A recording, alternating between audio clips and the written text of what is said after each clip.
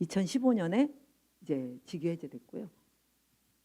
그러니까 아까 2013년에 기소돼서 2015년까지 학교에 있었죠, 제가. 그죠? 근데 그때 이때 이제 제가 경험한 부분이 있어요. 제가 수업을 하고 오는데 저쪽 복도 끝에 아이들이 새카맣게 막 몰려 있는 거예요. 그럴 때는 바로 그 새카맣게 몰려 있는 안에서는 무슨 일이 일어나고 있는 거예요? 싸우는 거죠. 그렇죠? 아이들이 싸우고 있고 그 주변에 많은 아이들이 몰려 있는 거예요. 그냥 막 뛰어갔어요. 가서 보니까 우리 반 남자 아이와 제가 수업을 가르치지 않는 남자 아이가 둘이 죽일 듯이 막 싸우고 있는 거예요. 몸싸움. 그래서 제가 우리 반 애를 껴안았어요. 선생님이야, 선생님. 네가 먼저 무조건 참아. 이러고 이제 하고 둘이 정리시키고 교무실로 왔죠. 1학년 교무실에 와서 무슨 일이야 이렇게 물어봤어요. 그랬더니 우리 반 애가 아직도 걔는 분이 안 풀렸어요. 눈물이 막 찍찍 나와요. 저 새끼가 선생님한테 간첩이라고 그러는 거예요. 그러니까 그 같이 싸웠던 애가 눈을 부라리면서 야, 이 새끼야, 너는 네이버도 안 보냐? 네이버 한번 봐봐. 청천중학교 박미자. 네이버에 뭐가 막 있었을까요? 재판받는 도중에 제가 재판을 받으러 가면 저보다 먼저 와서 풀랑을 걸고 기다리는 사람들이 있어요. 어버이 연합이든지 뭐 무슨 등등등. 그 사람들이 이 PT 정도의 이 큰 풀랑에 제 사진을 붙여놓고 확 화살표하고 종북의 심장 뭐 막 이렇게 화살표 네 개를 막 해가지고 들고 있어요. 얼마나 섬찟한지 몰라요. 그게 다 언론에 도배가 되어 있는 거예요. 그러니까 그런 걸 보고 아이들이 이제 왜 싸웠는지 알겠죠? 그래 걔가 네이버도 안 보냐 새끼 이러니까 우리 반 애가 뭐라고 얘기하냐면 야 우리 선생님 착하다고 착하다고 이러면서 그래서 제가 정말 많이 그때 정말 많이 울었어요. 눈물이 나오더라고요. 그래서 내가 애들한테 정말 미안하다 얘들아. 정말 선생님이 정말 미안해. 선생님이 지금 국가로부터 아주 큰 오해를 받고 있는데 이 오해를 벗어나면 이 법 자체도 문제가 많은 것 같아. 정말 미안해. 선생님이 해결할게. 너희는 이거 너희끼리 이렇게 싸우지 마. 싸우지 않는다고 약속해. 이러고 돌려보냈어요. 그래서 저도 울고 그 교무실에 있었던 다른 선생님들도 울고 그날을 생각하면 진짜 국가보안법 폐지 운동을 안 할 수가 없는 거죠. 그래서 이제 그 아이들이 지금 대학교 3학년이 됐어요. 그 아이들이 고등학교 1학년 때 굉장히 촛불 열심히 나왔어요. 전화해요. 저한테.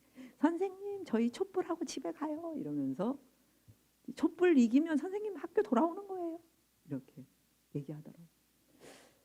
그리고 2018년에 잠깐 제가 학교에 복직한 적이 있어요. 그것 때문에 막 국정감사에서 인천교육감님이 엄청 막 그 질문 받았죠. 새누리당 쪽 사람들에게. 근데 어쨌든 제가 갔었을 때 아이들은 그게 자기 담임이 승리했다라고 생각한 거예요.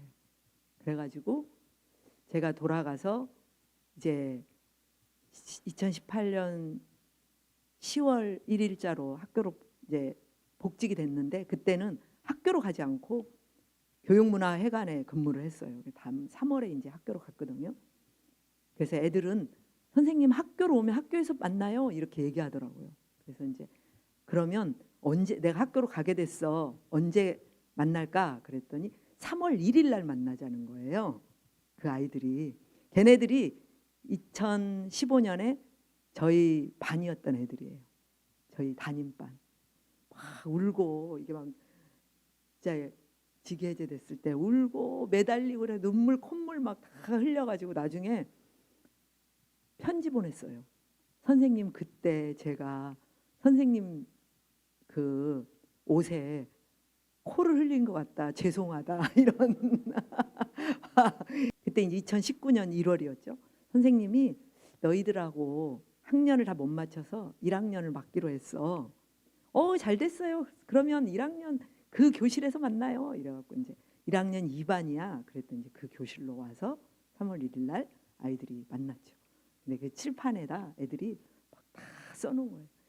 얘들아 축하해. 너희 담임은 정말 좋은 담임이야. 뭐 이러면서 막 써놓고 그래도 걔네들이 국가보안법으로 했는데 돌아왔어. 이런 이야기는 안 썼더라고요. 그러고 이제 우리 담임 선생님은 말이야 한 줄로 쭈르륵 앉는 걸 그다지 좋아하지 않아. 책상은 디귿자로 해. 막 이러면서 막 이렇게 써놨어요. 그리고 이 아이들과 2019년을 보냈죠. 그리고 그 뒤에 2020년에 1월 달에 4명의 교사가 대법 판결로 파면을 받아요. 이적 표현물 소지 혐의. 소지. 제가 소지했던 건 진짜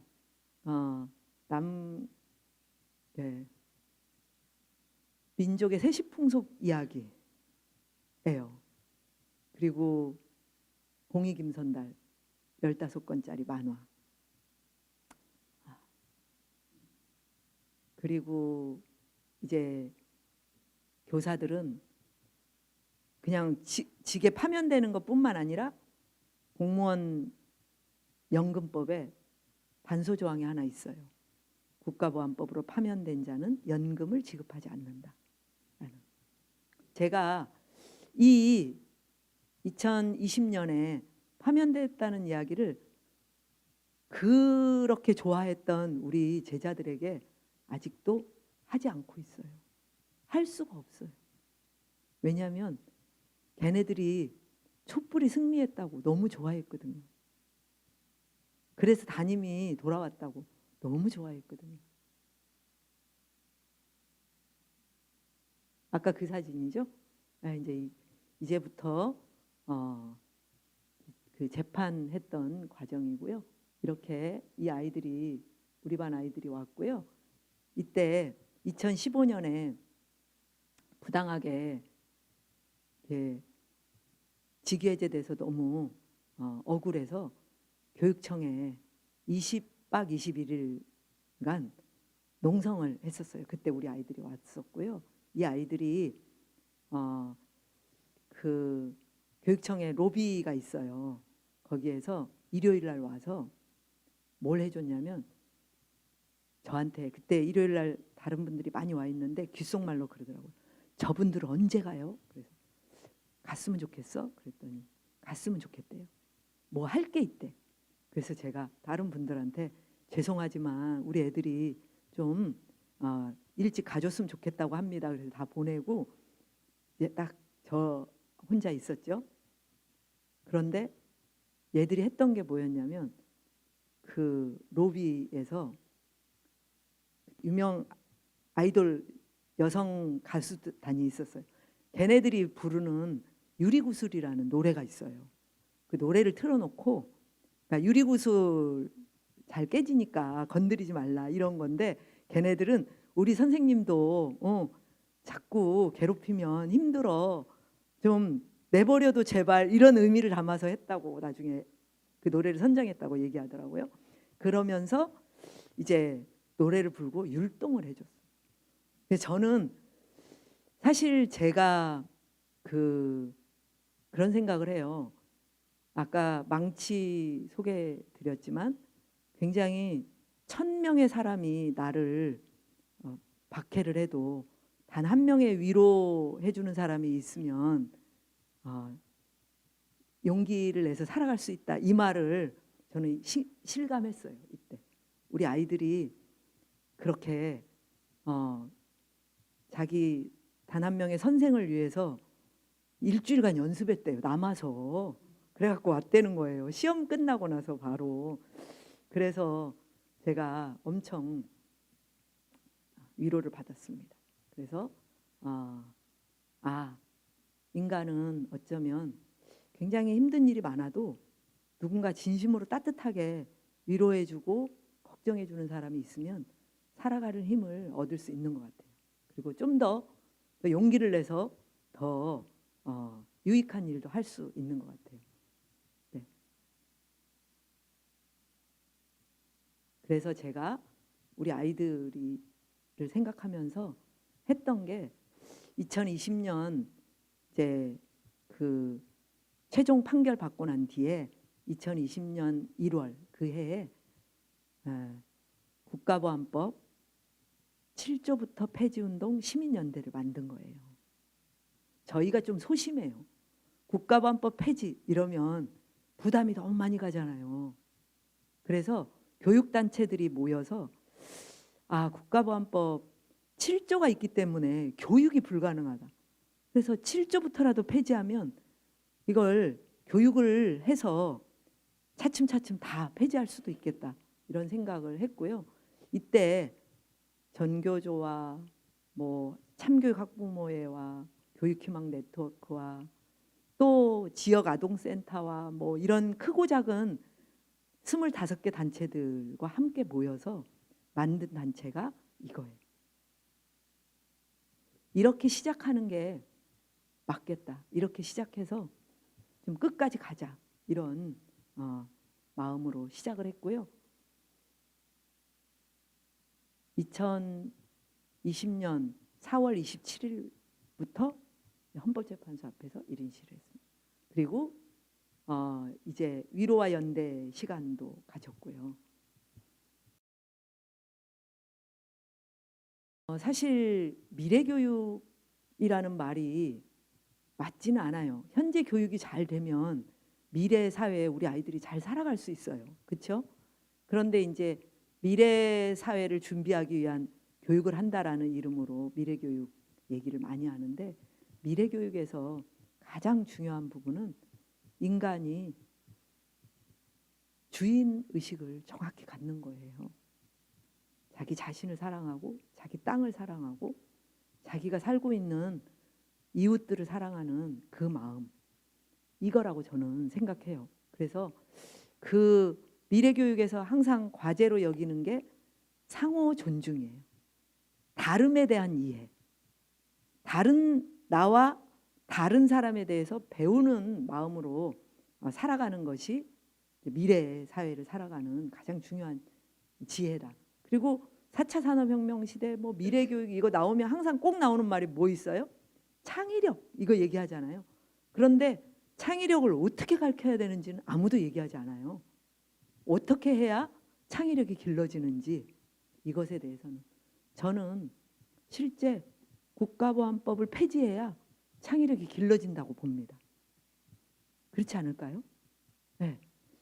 학교 다니면서 아마 학교 다니는 중에 해야 할 말과 하지 않아야 할 말을 굉장히 많이 구별했을 거예요.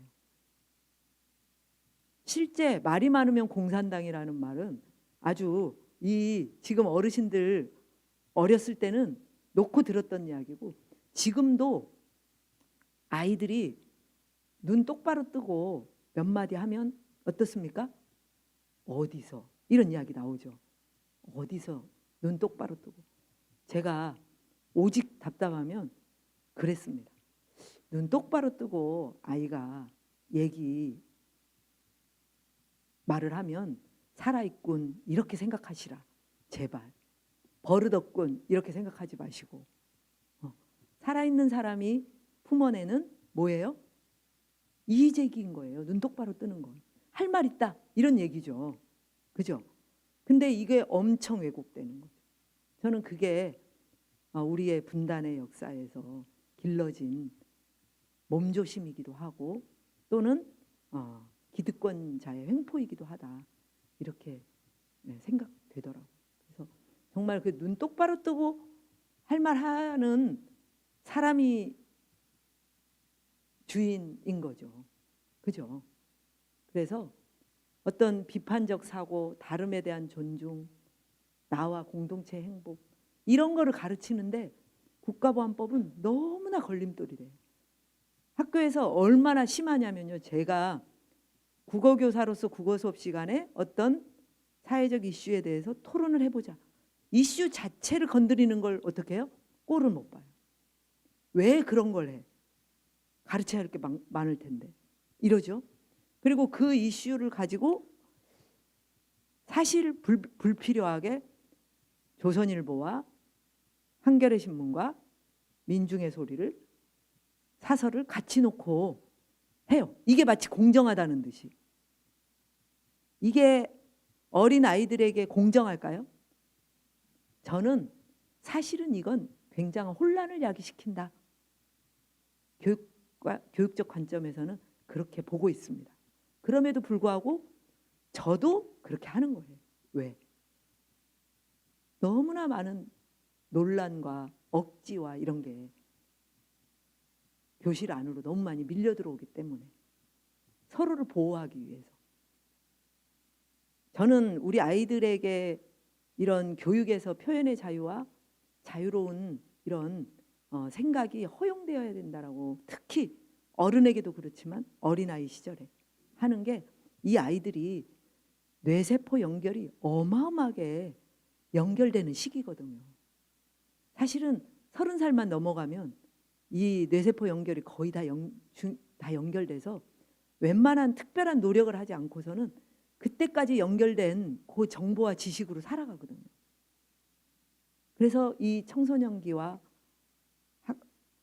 초등학교, 중학교, 고등학교 이 시기에 아이들이 좀 더 자유롭게 말하고 자유롭게 상상하고 그리고 교사도 좀 자기 검열하지 않고 가르치고 편하게 교육하고 이래야만이 우리 아이들이 21세기를 살아가는 상식적인 인간이 됩니다. 뛰어난 인간이 되는 게 아니라 꼴통 아닌 상식적인 인간이 된다고요. 브라디보스톡에서 기차를 타면 북쪽 사람들이 올라타는데 이거 외면하고 안 봐야 됩니까? 안 되잖아요. 그래서 정말 이 청소년기의 성장 과정 이거를 고려했을 때는 이제 교육이 제대로 되기 위해서 교사들의 자기 검열과 과도한 이런 부분들을 끊어내기 위해서 국가보안법은 이제 진짜 하루빨리 역사의 뒤안길로 사라져 가기를 바랍니다. 그렇게 함께 노력했으면 좋겠습니다. 저희가 그래서 이런 식으로 가르쳐요. 제가 잠깐 저희 수업을 소개해 드릴게요. 통일교육 어떻게 하는지. 저희가 평화통일교육, 남과 북은 만나야 한다 이런 거 그렇게 가르치면 편향적으로 가르쳤다고 하잖아요. 그렇죠? 이렇게 하는 거죠. 송기정 선수는 어떤 교통수단으로 베를린에 도착했을까요? 뭘 타고 갔을까요? 송기정 선수가 출발을 어디서 했을까요? 동경에서 했겠죠? 일제강점기니까. 그죠? 동경에서 부산까지 배 타고 왔겠죠? 자, 부산에서 베를린까지 뭘 타고 갔을까요? 뭘 타고 갔을까요? 네. 그럼 막 굉장히 많이 얘기합니다. 아이들이. 송기정 선수 도착 방법은 부산에서 베를린까지 기차로 갔습니다. 그죠? 네. 부산에서 서울까지는 국내선, 서울에서 베를린까지는 국제선. 그러면 1936년에 서울역은 국제역이었다는 거죠. 이 정도 하면 애들이 다 알아듣습니다. 오, 남과 북은 하나였다. 이렇게 되는 거죠. 이렇게. 예. 사실은 이것만 봐도 심장 떨린다는 사람도 있습니다. 국가보안법 폐지, 문나라 걷기 대행진 과정이고요. 그래서 10만 입법 청원 가지고 이제 전국 대행진 국회 도착해서 폐지안 발의되었습니다. 헌법재판소에서도 이렇게 공개 변론 작년에 9월 15일 날 했습니다. 제가 후원회원 받는 과정입니다. 네.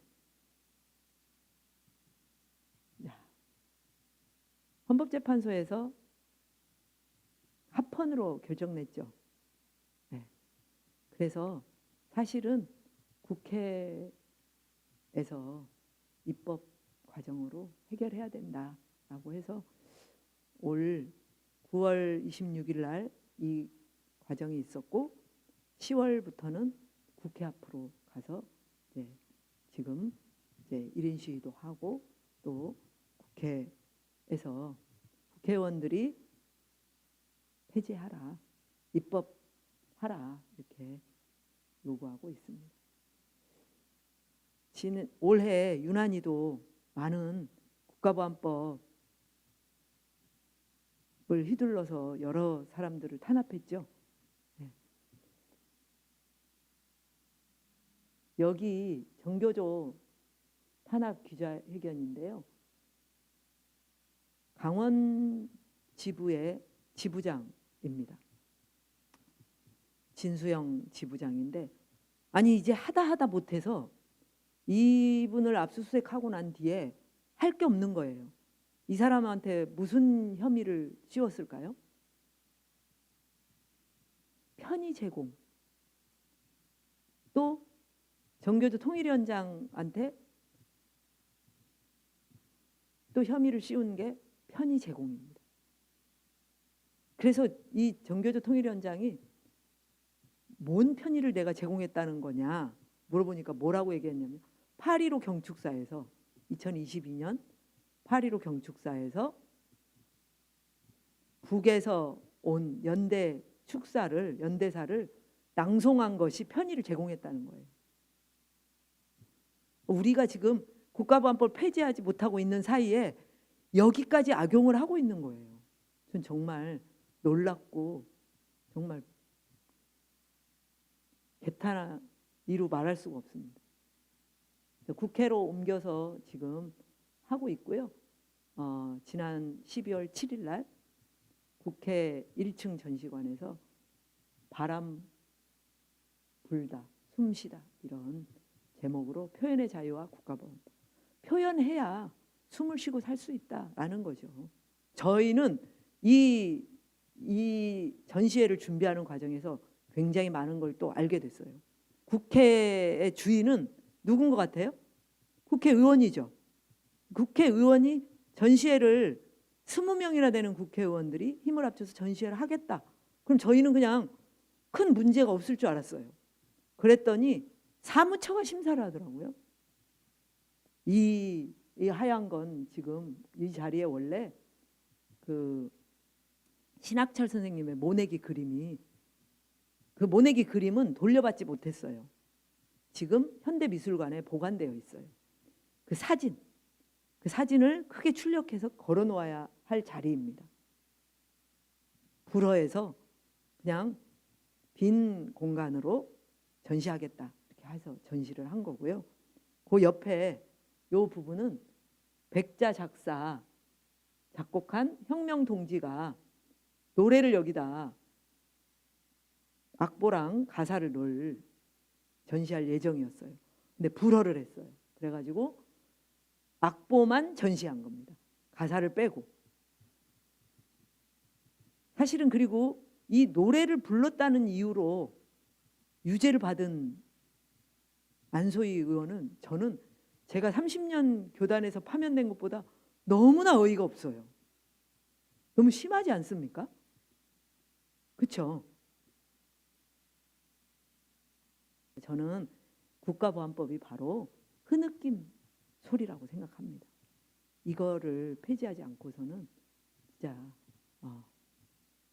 세상이 건강하게 온전하게 돌아갈 수가 없다. 이렇게 보면서 마지막 T.S. 엘리어트의 시인데요. 세상이 무너지는 소리는 쾅 하는 소리가 아니라 흐느낌이다. 누군가가 울고 있을 때 보살피고 돌보는 마음으로 국가보안법 폐지해야만이 피해자들도 치유되고 앞으로 우리 아이들에게도 보다 건강하고 자유로운 세상을 만들어 나갈 수 있도록 해줄 수 있을 것 같습니다. 네, 저의 오늘 강의를 모두 마치겠습니다. 감사합니다.